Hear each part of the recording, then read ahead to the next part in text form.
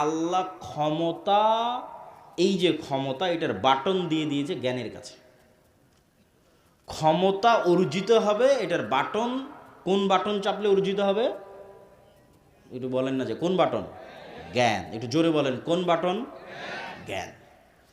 এখন জ্ঞানের বাটন চাপলে ক্ষমতা অর্জিত হবে। এই জ্ঞানের বাটন যদি ইহুদি চাপে, খ্রিস্টান চাপে, ক্যামব্রিজ এবং অক্সফোর্ডে বসে, আর এই পীরগঞ্জের মুসলমানের সন্তান free fire, PUBG, TikTok, YouTube, Netflix, বিড়ি, সিগারেট, বিপিএল, আইপিএলের জুয়া, অনলাইন বেটিং, নেশা, girlfriend, boyfriend, WhatsApp chatting, mobile chatting, যত সময় নষ্টের রাস্তা আছে, প্রত্যেক সময় নষ্টের রাস্তায় ব্যস্ত আছে পীরগঞ্জের মুসলমান। আর ইহুদি আর খ্রিস্টান ব্যস্ত আছে জ্ঞানের বাটন চাপার জন্য।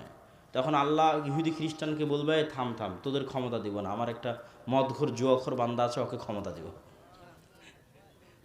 আল্লাহ তার রুল ব্রেক করে না। ওই ইহুদি যে ফ্ল্যাশ লাইট বাটন, ওই ইহুদি ওই খ্রিস্টান জ্ঞান অর্জন করতেছে, ও নেতা হবে। এভাবে পৃথিবীটাকে ফাংশন করা আছে, ডেভেলপ করা আছে। আর ওই নেশাখোর, মদঘোর, জুয়াখোর মুসলমানের সন্তান, পীরগঞ্জের সন্তান, এরা সব গোলাম হবে, গোলাম। এদের বয়স যখন 30-35 বছর হবে, গোলামের আর একটা আলামত হচ্ছে এরা প্রবাসীকে কামলা খাটবে।